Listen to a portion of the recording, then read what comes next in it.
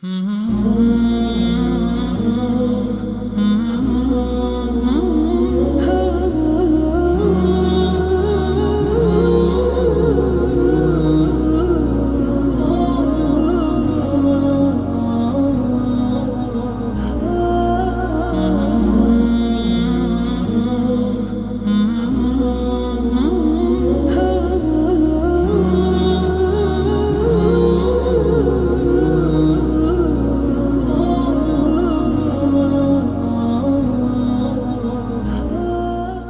الله الرحمن الرحيم. الحمد لله رب العالمين، والصلاة والسلام على خير خلقه محمد الأمين وعلى آله وأصحابه أجمعين. اللهم يا ربي لا سهل إلا ما جعلته سهلا، وأنت تجعل الحزن إذا ما شئت سهلا. اللهم اجعل القرآن العظيم ربيع قلوبنا ونور أبصارنا وجلاء همومنا وأحزاننا يا رب العالمين، واجعله لنا شفيعا في يوم القيامة يا أكرم الأكرمين. اللهم يا ربي اجعل أعمالنا هذا خالصا لوجهك العظيم، ولا تجعل لأحد فيه منه شيئا يا أرحم الراحمين. خۆشەویستان بەڕێزان، لە بەرنامەی زانستەکانی قورئان بە خزمەت ئێوەی بەڕێز و خۆشەویست دەگەینەوە لە زنجیرەی پێنجەمین. لەو زنجیرەیە باسی قیراءاتی قورئانی دەکەین، واتە ئەو قیراءەتانەی کەوا لە قورئاندا مەشهورە و هەروەها باوە و لە فەرموودەی پێغەمبەری خوا صلی الله عليه وسلم باس کراوە کەوا قورئانی پیرۆز بە چەند شێوازێک دەخوێندرێتەوە. لێرەدا سەرەتایەک یعنی پێشەچیەک لە بۆ ئەو بابەتە باز دەکەین، بزانین قراءاتی قورئانی چۆنە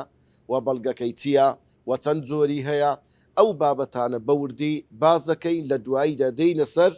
مەنظومەکەی شەیخی بەڕێز و خۆشەویستمان ئیمامی زەمزەمی ڕەحمەتی خوای لەسەر بێ. بەڕێزان خۆشەویستان، قراءاتی قورئانی بریتە لە چی؟ هي وجوه قرآنية متعددة ومتغايرة في بعض كلمات القرآن الكريم. وات قراءة قرآن بريتلوي وجوه قرآنية، وات تنشيوازي آتكاني قرآن بيروزا متعددة، يعني زورا وزورا متغايرة، وهروها دياواز اللي يكتر وشكان، يعني لخوينا وكي لدربرينا كي لشكل شوي وشكي دياواز اللي يكتر في بعض كلمات القرآن. نقلهم قرآن هندق وشي قرآن هندق زي قال القرآن دا بتن زورك بتن شوازك دخين دريتوا لبرتي بيدا وتري قراءات طبعا أو قراءات قرآن بيدا وتري القراءات السبع. لو بيدا وتري حفظ زور خوينا وكي قرآن،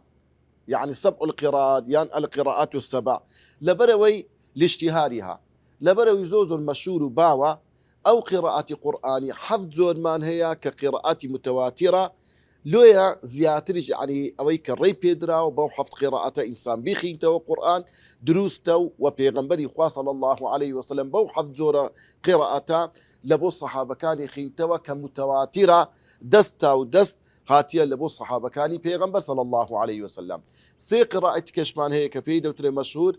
أويش دروسة بي بخيندريتوا، وتسار قراءتي كشمان هي بيدا وتري قراءتي شاذ. بلغمان تيا لبو أو قراءتاني كواهيا لقرآني بيروز.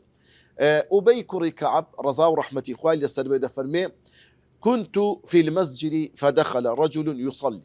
دفرمي لمزقوتكي في غنبري بوم صلى الله عليه وسلم لشاري مدينة بيروز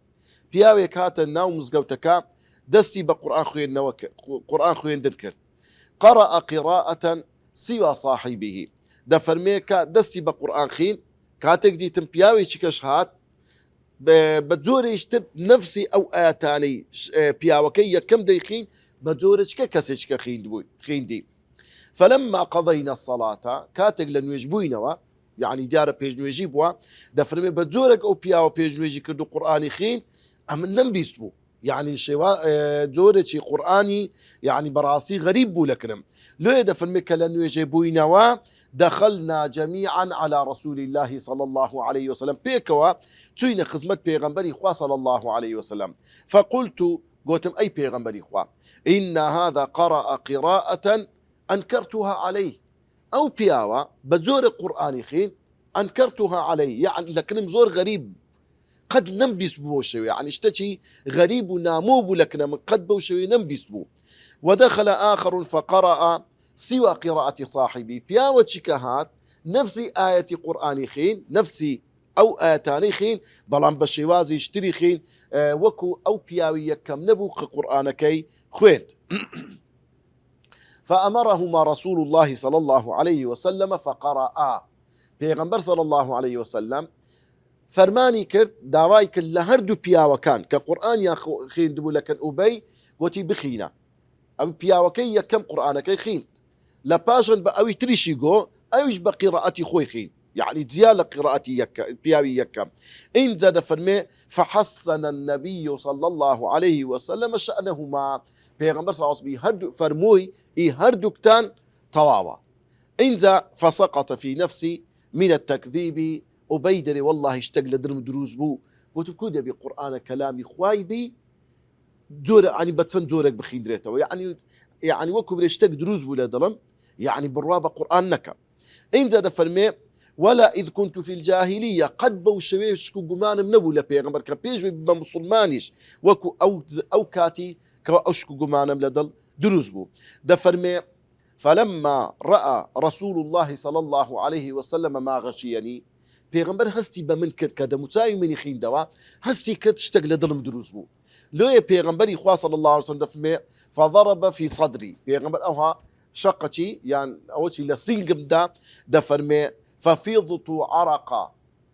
ببن أو آرق كتم يعني آرق أوها لقلبهم هات أخواري لشرمان ولهيبتان وكبري أو شقي بيغمريش بركتك بوا كواي كرد يهشكو قبانتي لدل نميني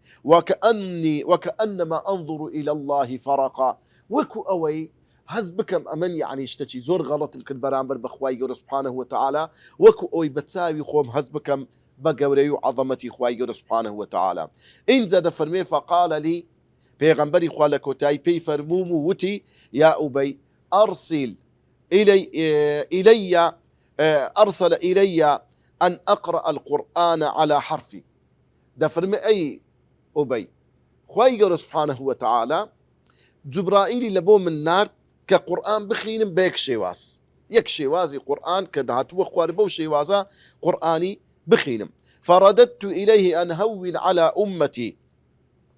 منيش دوام كله جبريل قلتم أي جبريل دوام كله خواي يا ربي خواي أو شواز تايبة يك شواز قرآن بخين دي زور زحمة لبو أمتك زمان لا تسأل أو شواز خين دنا فرد إلي الثالثة خواي قول شوازي دومي لبو زياد كدم بس شوازي دوم فرمي قراءتي كيف يقولتم قراءتي دومي قرآن ده فرمي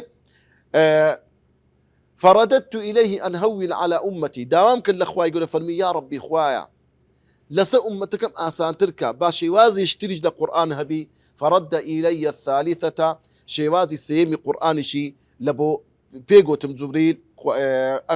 لباشان دا فرمي خواي يقول فرماني بجبريل كي جبريل فرمي اقرأه على 7 أحرف أي بيغمبري خوا صلى الله عليه وسلم أمن حفظ زوري قرآن بيدرم بحفظ شيوازي قرآن لهندق لو شكاني قرآن دطاني بيخين ولبو أمتكات فلك بكل ردة رددتكها مسألة تسألنيها هر شيوازك لو قرآني كدي خين يوا أو بهوي أو داوا كدني توبو لخواي قورش آساني كلبو أمتك دفرمي فقلت اللهم لأمتي اللهم اغفر لي أمتي ده فرمي پیغمبري خوا دري أميش قوتم يا ربي خوا لأمتكم خوش بي يا ربي خوا لأمتكم خوش بي يعني سي داوا كاري هبوا پیغمبر خواي قولا پیغمبري سر بشك ديال سي داوا كاري بكا يقلمانا أويا آسان كاري خينوي قرآن بوشي وازانا دوام أويا كوا پیغمبري خوا صاصا داواي كلا خواي قولا سبحانه وتعالى كلا أمتكي خوش بي بشي هرزوري أمتي پیغمبر بي بستبهشتي انت پیغمبر دفن داواي سيم وأخرت الثالثة ليوم يرغب إلي الخلق كلهم حتى إبراهيم داوا كاري سيم دفن مي هشتيت موا لبو أو روجة تنقيك الروج قيامتها كخلقان همو بنادهن برمن حتى إبراهيم عليه السلام كقورة يتشيك اللي بيغمبر هذا قورة كان دفرمي بنادهن برمن كوا خواي قولا دەست بکە بە حساب و کتاب و شەفاعەت لە بۆ ئومەتی خۆم دەکەم. ولا فرمودەیەشتر پێغەمبەری خوا دەفەرمێ صلی الله عليه وسلم ئەقرأنی جیبریل على حرف یەکەم جار کە قورئان دابەزی جبريل بێک شێواز قورئانی بە من گۆ فلم أزل أستزيده حتى انتهى إلى 7 أحرف بەردەوام داوام کرد لە خوای گەورە کە خوای گەورە ئاسانکاری بکە لە خوێندنەوەی قورئان هەتا 7 زۆری قورئان بە 7 شێوازی قورئان ڕێم پێدرا بخینمەوە تەوان جوبریل بە پێغەمبەریدا ئەو کەلیمە ئەوها دەخینرێتەوە بەو شێوازش دەخینرێتەوە کە لە دواییدا باسی دەکەین ئەو حەدیسە ئیمامی بوخاری و موسلیم ڕیوایەتی کردیە کەواتە ئەوەی لەو فەرمودەی پێغەمبەری خوا وەردەگرین یەکەم ئەو قیرەئەتانەی قورئان لە سەردەمی مەککەیدا نەبوو کەینێ قیرەئەتی قورئان سەری هەڵدا لە مەدینە لۆ لەبەر زمانی خەڵکی مەدینە زۆر جیاواز بوو لەگە خەڵکی مەککە ئەوە یەک خەڵکێکی زۆری مسلمانەکانی دەوروبەری مەدینە مسلمان بوون هاتە ناو ئیسلام زمانیان لەهجەیان زۆر جیاواز بوو لۆیە ئەو شێوازە قورئانی کە بەلازەی قوڕەیش دابەزی بوو زۆر زەحمەت بوو لەوان لۆیە خوای گەورە مەجالی کەی دا کە قورئان بە شێوازیکە بخیندرێتەوە خاڵی دووەم ئەو خوێندنەوانەی قورئان هەمووی لە تەرەفی خوا بووە خوای گەورە دایتێ جوبریل و جوبریل بە پێغەمبەری دایە صلی الله عليه وسلم ئەو دوو خاڵە زۆر مهمە ئێمە ئاگادار بین خاڵیش تر ئایا لەبەرچی خوای گەورە سبحانه وتعالى قورئانی لە بۆ ئێمە دابەزاندێ کە بتوانین بە 7 شێواز بیخینینەوە یەکەمیشت وەکو باسمان کرد جیاوازی خەڵکی لە زوبان و لە لەهجە یعنی لە شێوەزارەکان ئێستا تەمەشا بکە هەموو زمانێک شێوەزاری جودایە حتا بڕۆ تەمەشای ئینگلیزی کە ئینگلیزی بەریتانی لەگەر ئەمریکی فەرقی هەیە لە زمانی کوردی سۆرانی بادینی هەورامی ئەوانە هەمووی شێوەزاری جیاجیان لە ناو عەرەبیش وا بوو لۆیە هەندێک کەلیمە زۆر زەحمەت بوو کە بێتە سەر زاریان خوای گەورە تەسهیلی کرد و ئاسانکاری کرد خاڵی دووەم لە وەکو ئاسانکاریەک بوو لە بۆ ئومەتی پێغەمبەر صلی الله عليه وسلم خاڵی سێیەم التوسع في الألفاظ والمباني توسع على الفهم والمعاني كاتك وشيك بتن زورك دخين دريتوا يعني لشيوي دارشني وشكا معناي زياتريش ما بيدا بخشيتو معناي زياتر أما دطاني لبو تفسيري قرآن لبو ليقدانوي وشكان معناي زياتر من له روند بتوا أو دارا أو قراءة قرآني بجيري سند كان كبدستي إما جيشتيا طبعا سند بخسر ما بيتيا واتا أو زنجير كساني كوا دستا ودست روايتيان كرديا صحابة للصحابة حتى دقات بيغمبري خوا صلى الله عليه وسلم ببي بطران أو بيدوتري سند كواتا قرآني بيروز بدوش بيقدر يكم روات أواني دجيرنا ولا بيغمبري خلو إيمان هنا كبريتيا لأصحابي بيغمبر لقر تابعين رضا ورحمة إخوان لسربي خالي دوم أوي كبيوستا صيغ الأداء شيوازي دربريني أو شانا وكو مثلا لون من الصحابة يقدر أخبرنا حدثنا سمعت ده فرمي بيستيتم لبيغمبري إخوا يعني تابعي يقدر بيستيتمو يعني جيرايتمو دا جيرمو لفران الصحابي كبوشوي قراءة قرآني خينتوا جورا كاني إسنات وات أو سندي كباس ماكت أو زنجيرة دستا ودستي كوا قراءة قرآني ما بيجيشتيا أو يشتن جورا شي يكم سندي قراءة من هيا أو سندي قراءة كوا هر شيوازك لو قراءتاني كهيا دستسر إمامك لو إمامنا لو من إمام عاصم رحمة إخواني لسربي يتشيك لو إمامنا سندي قراءتك قرآن دستو سروي كوا إمام عاصم رحمة إخواني لسربي دوم هيت ما سندي الروايات كسك الروايات حديثة قراءتك دكا لإمامة وكو عاصم عن حفص أو مثلا لون من قراءة عاصم لشي وقرتيا لحفصي كري سليمان قراءة شعبة ما هي شعبة لشي وقرتيا شعبي كري عياش أو يجدون رواياتي هي يعني لدو الطريق لدو الروايات رجي رايتي و هينايتي لابو إما بودو شيء دخين درتوا سيم هيتمان سندي طرق تيا أو سندي كوا أو كسي كوري قرتيا مثلا لون منا دري لفران الصحابة شو ما قرتيا يعني دري أو تابعين دري لفران الصحابة وفران الصحابة أو دو طرقي هي يعني لدو رقايا أو شيء وازخين نوي قرآن لبو إيما ديتن كواتا أوي كدجيرتوا قراءتكي قرآن لدو رقايا كواتا سندي الراوي بيدوتري طرقش وكو مثلا عبيد كري صباح يعني للروايات حفظ لقراءتك لو قراءتك العاصب والجراية كوات فيسمى ما سفل من الناقلين أواني كنقل دكان أواني خواري كنقل دكان لسري خويان أو بيدوتريتن سندي طرق كوا ليان ورقرتيا كواتا أو كسانا للرواة كان أواني كجرايتيانوا وريان قرتيا كواتا أو بيدوت طرق يعني أو قرآن بوتن رقايا هاتيا وأوي مشهورة ل قراءات قرآني مثلا قراءات ورش من هي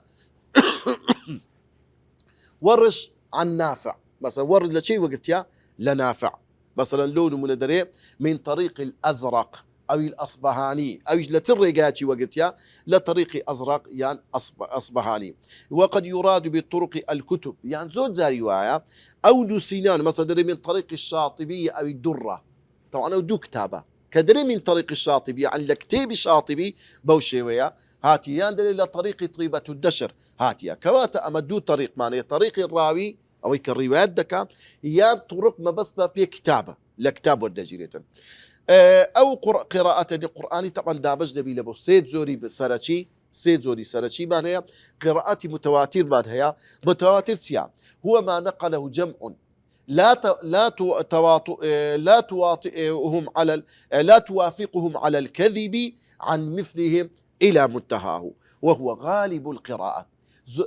متواتر قراءات متواتر كحفظ زوري أو قراءتنا متواترة لو بشي هذا زوري قراءات قرآني متواترة واتا كومالة زور كأو كومالة زورا جماريان هند زورا ناقون زبرين أوانا اتفاقيا كدبو يك دنگ من لصورا أما مثلا درويتي بكين لسا أو كلمة قرآن جماريان هند زورا أوانا دستا ودس وريان قلت لكو ماليشي تري هاو شوي خويان بوشوي حتى دقاتا كوتاي ورقتني بوشوي أو قرآن أو بيدو تري قراءاتي متواتر دوري دوبي قراءات قرآن قراءاتي مشهور أو السي قراءاتا يعني متواتر حفتا سيد كشمان هي بيدو قراءاتي مشهور قراءاتي مشهور تيا هو ما صح سنده ولم تبلغ درجة التواتر قراءتك صحيحة بلام ناقة درجة التواتر جماري أو كساني كدجرنما جماريان كم تلا ووافق الرسم والعربية لرسم قرآن يان لقد زماني عربي هيت اختلاف ديوازي وشيشتشيان ني يعني مطابق موافقة لقى رسم قرآني وهروها لقر زماني عربي سيمين لجوركاني قراءاتي قرآني كهيتمان أيش بيدوتري الشاذ صار قراءاتي قرآني مان هي بيدوتري قراءات الشاذة قراءاتي الشاذ بريتي لو قراءاتي كمخالفي رسمة يعني أوي كالروايات دك ضعيفة يان مخالفة لقى الرسم زماني عربي يان لقى زماني عربي تيقنا كاتوا أو بيدوتري قراءاتي شاذ بقشتي قراءاتي قرآن تنزورك معناها يك متواتر أو كباس ماكت مشهور أو إجمان باسكت قراءاتي آحاد معناها قراءاتي آحاد أو كسندك صحيحة بلا مخالف بيتواني رسم زماني عربية قراءتك كمان هي شاذ أو إشكوا سندكي صحيح نية أو كدجيرتوا مثلا سندك بيا وكان ضعيفا صفتي أويا تدانية ضبط إتقانية تدانية كاعتمادي لسبكر بري أو كسر قراءتك طواوا قراءتي شاذ وكتي ملك يوم الدين أو نوعك لو قراءته أو بيدو قراءتي شاذ دروزنية قرآن بوشي وازا بخين دري توا نوعك كمان هي لقراءات بيدو تري الموضوع موضوع تيا يعني كسك هل بستيا درويتي هل بستيا هيت أصله أساسية دري أوش قراءتي قرآنية وكو قراءتي خزاعي إنما يخشى الله من عباده العلماء دخين توا لزيادي يخشى الله دري يخشى الله من عباده العلماء أو قراءتي الشاذة أو جار زوري دون ما يشبه المدرج وكو حديثك صحابيك قولي خوي تيبكا يعني قصي خوي وكو تفسيره وكو رنكنيوغ لو قسكا أو بيدوت المدرج وكو ابن مسعود لو آتك دقيت ثلاثة أيام متتابعات بقرددات لقراءة قرآني أو قراءة مدرجة يعني وكو قراءة السعد كري أبي وقاص وله أخ أو أخت بقول أون دي آتك أو تي بقرددا من أمي أو بقرداتن أو بيدوتري قراءاتي مدرج بكورتي بابت كان مان رون كردوا استدين السر منظومة كي زمزمي لازم تشي أو بابتاني كرون مان كردوا بكورتي وبختي بابت كان شي دكينو باسي دكي بەڵێ بەڕێزان و خۆشەویستان تەمەشاکە ئیمامی زەمزەمی ڕەحمەتی خوای لەسەر بێ دەفەرمێ لە دەربارەی دێرە شعرەکەی کە باسی ئەو حەفت قراءەتی قورئانیە دەکات دەفەرمێ والسبعة القراء ما قد نقلوا فمتواتر وليس يعمل دەفەرمێ ئەو قڕائی سەبعە چێن حەفت کەسن چێنە ئەو حەفت ئیمامە بەڕێزە یەکەمینیان ئیمامی نافعە ڕەحمەتی خوای لەسەر بێ دووەمینیان ئیمامی ئیبن کەثیرە سێمینیان ئەبوو عەمرە چارەمینیان ئیبن عامرە پێنجەمینیان عاصمە شەشەمینیان ئیمامی حەمزەیە حەفتەمینیان ئیمامی کیسائیە ئەو حەفت ئیمامە پێی دەوتر قڕائی سەبعە اینجا دەفەرمێ بغير في الحكم ما لم يجري مجرى التفاسير وإلا فدري دەفەرمێ کەواتە ئەو قراءەتی سەبعە وهو ما يعمل فيه نوعان واتە عملکردن بەو قراءەتانە هەندێکیان وەکو تەفسیری قورئانە کەواتە مەبەستی پێچیە ئیمامی زەمزەمی ڕەحمەتی خوای دەفەرمێ دوو جۆرە متەواتیرمان هەیە غەیری متەواتیرمان هەیە متەواتیر ئەو حەفت قراءەیە کە باسمان کرد و دەخیندرێتەوە هیچ ئیشکالی نییە غەیری متەواتیر ئەوەیە کەوا وەکو تەفسیری قورئان یاخود پێچەوانەی قاعیدەی يعني أو قاعدة كورجتني بيتواني زماني عربي يعني رسمي قرآنية أو شكوا لكن إمام الشافعي رحمة الله سربي دفرمي قراءاتي سبعك لقرسي كي مشهور هيت مش دخين دريتو أجر خبري يكسي الجرابية مش يعني بري نقش تحدي تواتر بلام هر دخين دريتو دروستو عملي بيدكري وإشكالي تدانيا أو لا إمام الشافعي رحمة الله سربي وهذا دفرمي الراي دوم له الزانيان دفرمون مشهورة كسي كيتر تعد تواترا غير مجمع عليه متواتر حساب دكري واتا مشهوريش بحسابك يعني حساب يانك هندق لزانيان طبعا همونا بمشهوريا بلام او اجماع زانانيا راي هندك لزانيان إن زاد فرمي إمام زمزمي قولين إن عارضه المرفوع قدمه ذا القول هو المسموع والثاني الآحاد كالثلاثة تتبعها قراءة الصحابة دفرمي أو قراءة سي قراءة كي تركدك مشهور كبريتيا لشي قراءة تشين أو سي كي مشهور أبو جعفر مدني يعقوب حضرمي لقر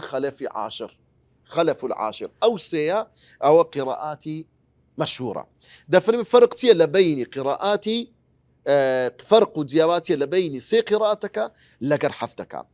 أو حفظ قراءتها متواترة بإجماع زانيان بلام سي قراءة كيت المشهور دفرمي خلافه لبين زانان قولي صحيح أو سي قراءة مشهورك بآحاد حسيب دكري لو لبروي نقشت درجة التوتر ولصحة إسنادها وثبوتها عن الصحابة بلام سندكشي صحيحة للصحابة والجراية بس أون دي يكشي شيء هي نقشت حد التواتر واتأويش عملي بيدكري وقرآن بيدخين ديتو أسايا والثالث الشاذ الذي لم يشتهر مما قراه التابعون واستطر ده فرمي أدي قراءة الشاذ أو قراءتها كوا وكو قراءة أو دا قراءتي بيشي حفتك وسيكا نقيشت أو آستي كوا كوماليشي تواو بصحيحي بدرجتي تواو نقل بكن ضبط متقينك لكسشي هاو شوي خوي كوات قراءتي الشاذ بريتيا لوي كوا يقل مرزكاني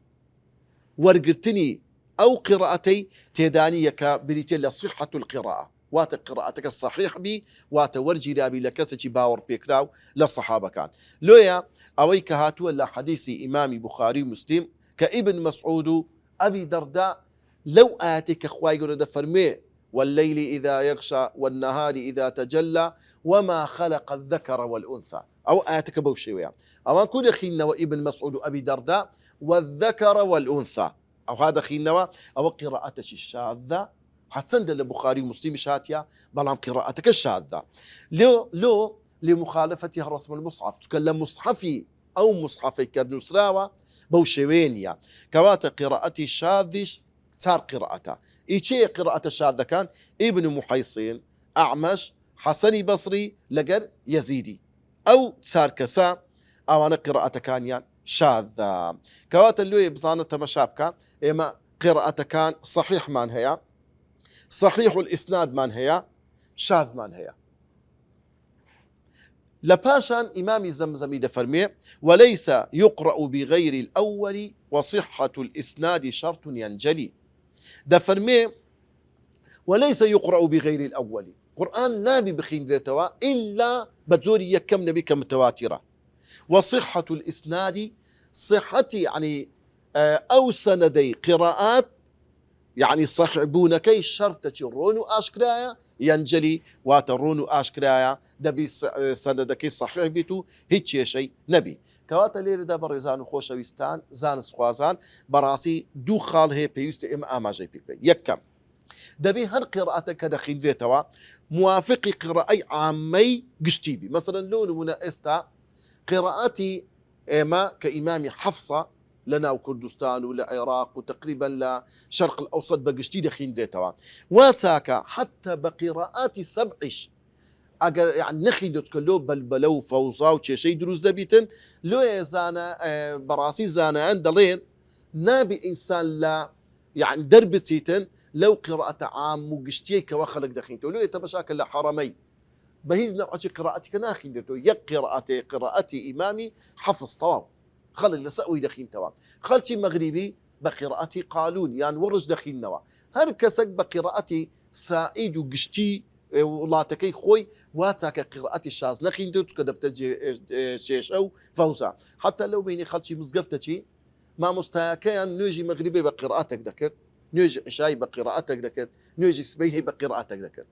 بلبلو شيشك بيدا دبو خلق ديانقو سبحان الله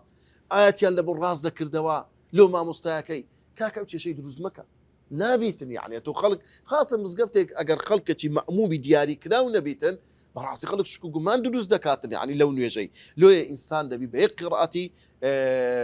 قشتي شوية نكي خوي بخوين توا او وصيته اموشقاري زور بي زوري زانا انا رحمتي خوي عند سلبيتن خالي دوام دروزية لنويجة كسرك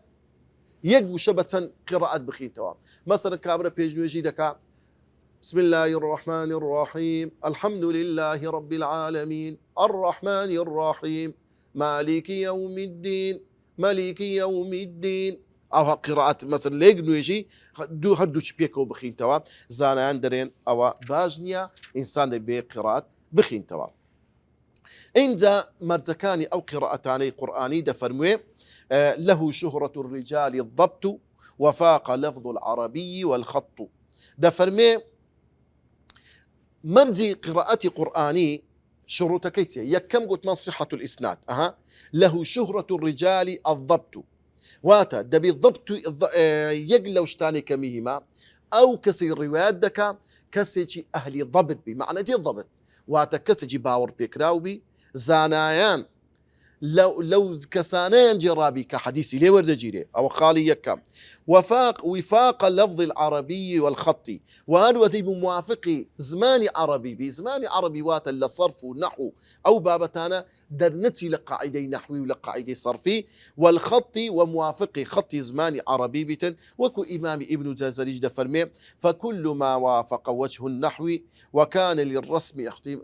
للرسم احتمالا يحوي وصح إسنادا هو القرآن فهذه الثلاثة الأركان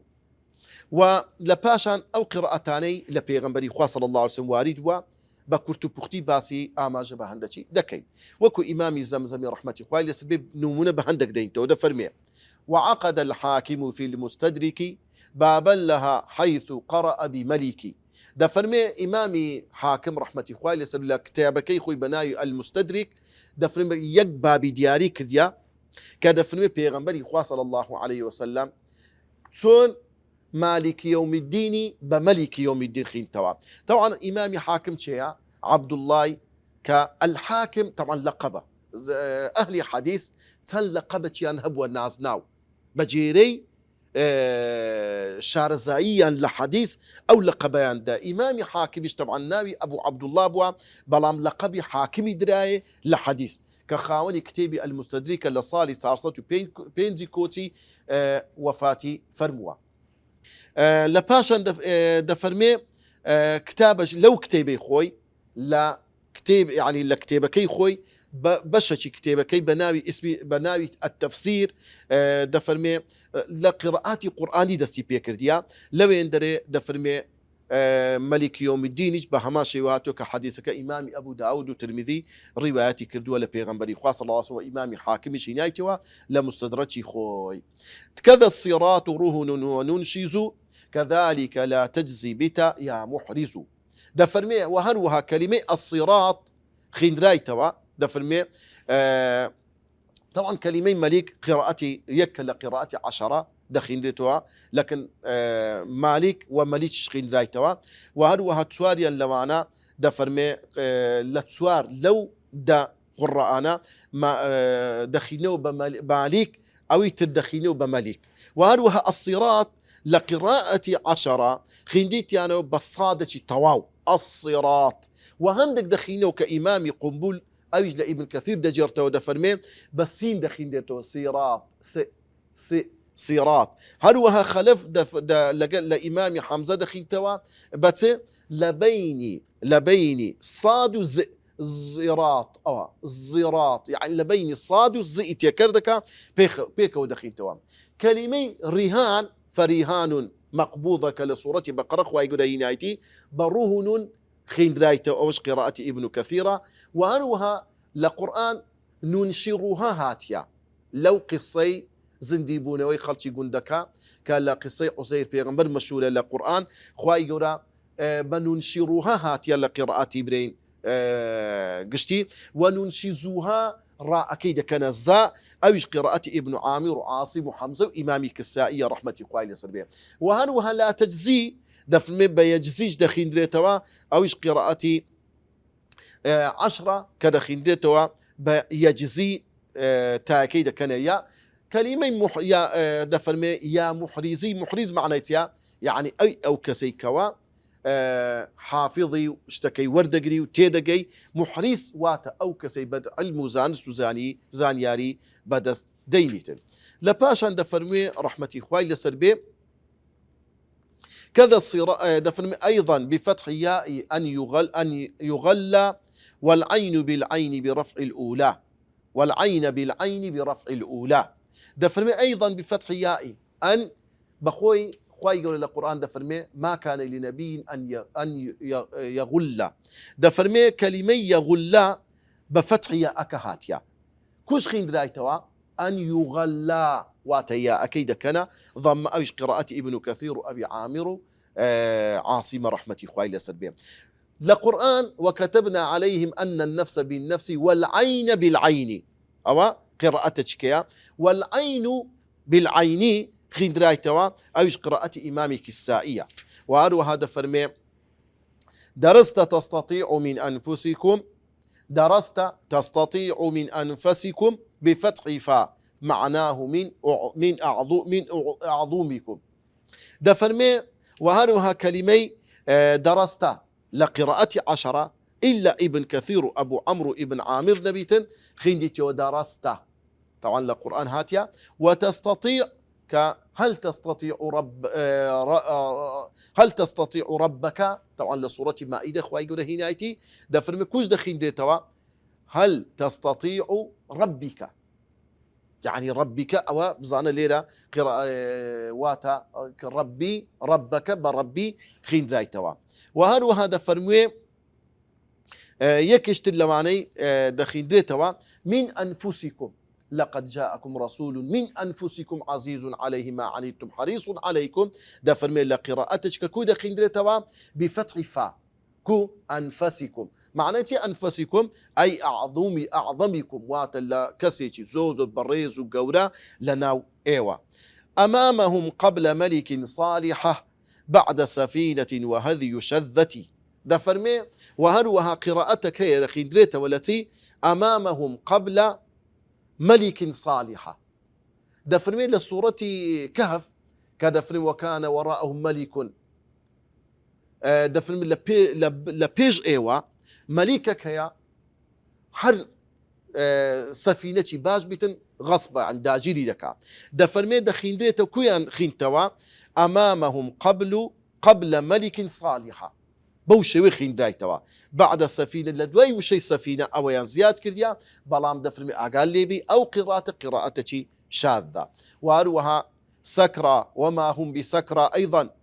قرات اعين لجمع تمضي دفرمي كلمي سكارى وما هم بسكارى لصورة حدس بوشوي خين درايتوا بلام دفرمي كشت الا قراءة كاني تلك هيا اي سكرى وما هم بسكرى او خين درايتوا وانوها قرات اعين لجمع تمضي وات لصورة سزدا خواي قول كدفرمي فلا تعلم نفس ما اخفي لهم من قرة اعين او خين نويتي قشتيا بلام قرات اعين اوش قراءة امام اعمش وهروها كوا قراءتك لتارك يعني قراءة الأربع الزائدة على العشرة واتا أيش قراءتك الشاذة قرات أعين لباشا دفنوي واتبعتهم بعد ذريتهم رفارفا عباقرية جمعهم وهانو هذا فرمي يكشت لقراءات الشاذ أو كدخين توا واتبعتهم بعد ذريتهم أوج يكشترا لقراءة كان وهروها لقراءات الشاذ أو كذا خدتها رفارفا عباقرية جمعهم أوان بخوي لآيات سورة الرحمن خوي يقول كده خينتوا دفرمي رفرف خضر عبقري حسان بوشوي خين آياتك بوشوية بلام أوان كده خينوا لقراءات الشاذ رفارفا عباقرية جمعهم وات اوان او كلمانين هم جمع كرديا مفرد كان ينبى جمع خين توا بوشوي او قراءتاني قراني كباس ما كد بوشوي دخين ديتوا تن قراءتك قرانيا كدخين ديتوا وهروها بقشتي او قراءه قران كورجيا لشي ورجيا امامي علي